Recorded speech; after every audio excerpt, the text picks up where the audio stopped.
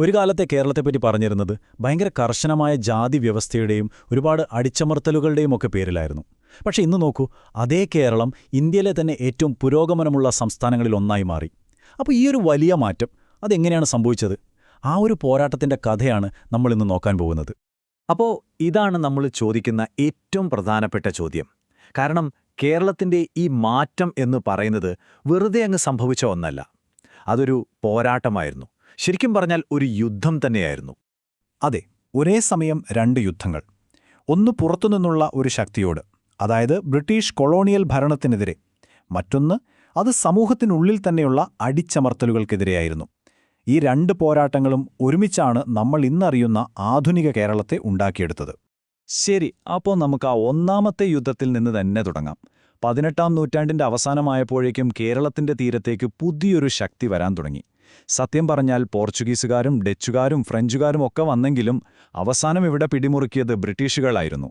ടിപ്പു സുൽത്താന്റെ പരാജയത്തോടെ മലബാർ പ്രദേശം ബ്രിട്ടീഷുകാരുടെ നേരിട്ടുള്ള ഭരണത്തിന് കീഴിലായി. തിരുവിതാംകൂറും കൊച്ചിയും നാട്ടുരാജ്യങ്ങളായിട്ട് തന്നെ തുടർന്നു. പക്ഷേ ബ്രിട്ടീഷ് സ്വാധീനം അവിടെയും വളരെ ശക്തമായി. ഇതോടെയാണ് ആ ഒന്നാമത്തെ യുദ്ധത്തിനുള്ള കളമൊരുങ്ങുന്നത്. ഈ ബ്രിട്ടീഷ് ഭരണം എന്ന് പറയുന്നത് വെറുമൊരു അധികാര കൈമാറ്റമായിരുന്നില്ല. അവരുടെ കടുത്ത നികുതി നയങ്ങളൊക്കെ സാധാരണക്കാരുടെ ജീവിതത്തിലേക്ക് നേരിട്ട് തന്നെ ഇടിച്ചുകയറി. അപ്പോൾ പിന്നെന്ത് സംഭവിക്കും?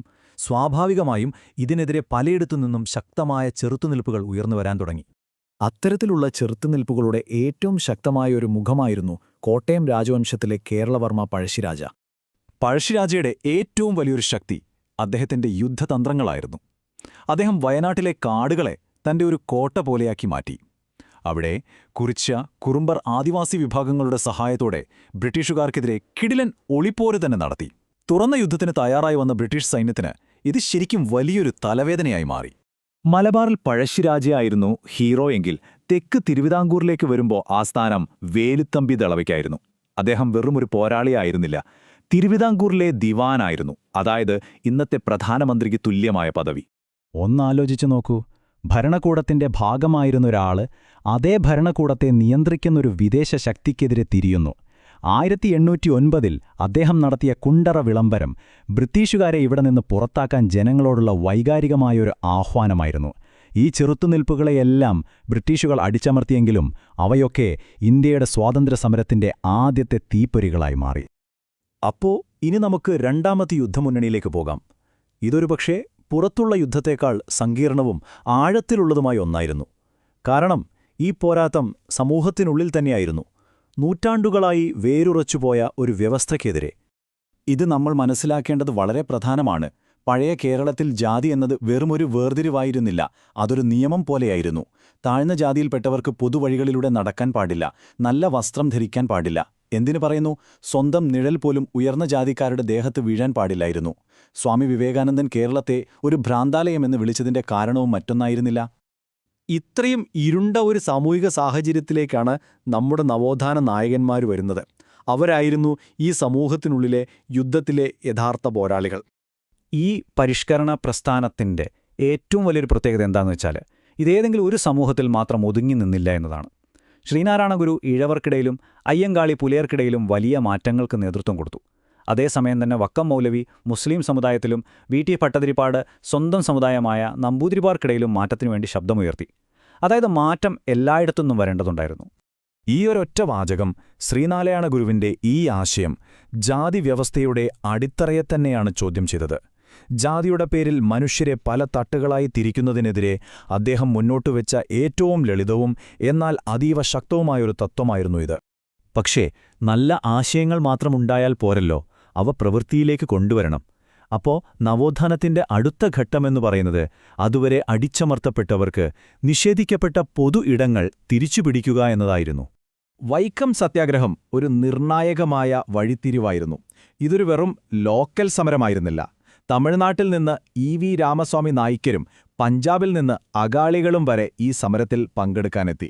ഇതിലെ ഏറ്റവും പ്രധാനപ്പെട്ട ഒരു സംഭവം സവർണ ജാഥയായിരുന്നു. ഉയർന്ന ജാതിക്കാർ എന്ന് പറയുന്നവർ തന്നെ ഈ അനീതിക്കെതിരെ തെരുവിലിറങ്ങിയത് സമരത്തിന് വലിയൊരു ധാർമ്മിക പിന്തുണയാണ് കൊടുത്തത്. ഇത് കണ്ടില്ലേ, ആ പോരാട്ടത്തിന്റെ വളർച്ച നമുക്ക് വ്യക്തമായി കാണാൻ പറ്റും. വൈക്കത്തെ വിജയം ജനങ്ങൾക്കൊരു പുതിയ ധൈര്യം കൊടുത്തു. അതോടെ അവരുടെ ആവശ്യങ്ങൾ ക്ഷേത്രത്തിന് ചുറ്റുമുള്ള റോഡുകളിൽ ഒതുങ്ങിയില്ല. അടുത്ത ലക്ഷ്യം ക്ഷേത്രത്തിനകത്ത് പ്രവേശിക്കുക എന്നതായി മാറി. ഗുരുവായൂർ സത്യാഗ്രഹം ആ ധീരമായ ഒരു ചുവടുവെപ്പായിരുന്നു. അപ്പോൾ ഈ രണ്ട് യുദ്ധങ്ങളും, അതായത് ബ്രിട്ടീഷുകാർക്കെതിരെയും സമൂഹത്തിനുള്ളിലെ ജാതി വ്യവസ്ഥയ്ക്കെതിരെയും നടന്ന ഈ പോരാട്ടങ്ങൾ ഒരുമിച്ച് ചേർന്നാണ് പുതിയ കേരളത്തിന് ജന്മം നൽകിയത്. വൈക്കത്തെയും ഗുരുവായൂരിലെയും പോലെയുള്ള സമരങ്ങൾ സമൂഹത്തിലൊരു വലിയ മാറ്റത്തിനു വേണ്ടിയുള്ള സമ്മർദ്ദമുണ്ടാക്കി. ആ സമരങ്ങളുടെയൊക്കെ ഒരു വിജയമായിരുന്നു തൊട്ടു പിന്നാലെ വന്ന ആ ചരിത്രപരമായ തീരുമാനം. 1936 ആ വർഷമാണ് തിരുവിതാംകൂർ മഹാരാജാവായിരുന്ന ശ്രീ ചിത്രതിരുനാൾ ബാലരാമവർമ്മ ചരിത്രപ്രസിദ്ധമായ ക്ഷേത്രപ്രവേശന വിളംബരം പുറപ്പെടുവിച്ചത്. അതോടെ തിരുവിതാംകൂറിലെ എല്ലാ സർക്കാർ ക്ഷേത്രങ്ങളുടെയും വാതിലുകൾ എല്ലാ ഹിന്ദുക്കൾക്കുമായി ഒരുപോലെ തുറന്നുകൊടുത്തു. ഗാന്ധിജിയുടെ ഈ വാക്കുകൾ മാത്രം മതി ആ വിളംബരത്തിന്റെ പ്രാധാന്യം മനസ്സിലാക്കാൻ. അതൊരു വെറും നിയമം മാത്രമായിരുന്നില്ല, അതൊരു വലിയ സാമൂഹിക വിപ്ലവത്തിന്റെ വിജയപ്രഖ്യാപനമായിരുന്നു. അപ്പോൾ ഇതാണ് നമ്മൾ മനസ്സിലാക്കേണ്ട ഏറ്റവും പ്രധാനപ്പെട്ട കാര്യം. ബ്രിട്ടീഷുകാർക്കെതിരായ പോരാട്ടം നമുക്ക് രാഷ്ട്രീയ സ്വാതന്ത്ര്യം നേടാനായിരുന്നു. എന്നാൽ അതേസമയം തന്നെ നടന്ന സാമൂഹിക പരിഷ്കരണ പ്രസ്ഥാനങ്ങൾ യഥാർത്ഥ മാനുഷിക സ്വാതന്ത്ര്യത്തിനു വേണ്ടിയായിരുന്നു.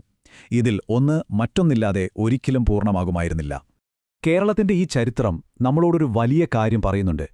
യഥാർത്ഥ പുരോഗതി വേണമെങ്കിൽ പുറത്തുള്ള ശത്രുക്കളോട് മാത്രം പോരാടിയാൽ പോരാ, നമുക്ക് ഉള്ളിൽ തന്നെയുള്ള തെറ്റായ ധാരണകളോടും അനീതികളോടും കൂടി പോരാടേണ്ടി വരും. ഇത് നമ്മളോട് തന്നെ ചോദിക്കേണ്ട ഒരു ചോദ്യം ബാക്കി വയ്ക്കുന്നുണ്ട്. ഇന്നത്തെ നമ്മുടെ സമൂഹങ്ങളിൽ നാം പോരാടി ജയിക്കേണ്ട അത്തരം ആഭ്യന്തര യുദ്ധങ്ങൾ ഏതൊക്കെയാണ്?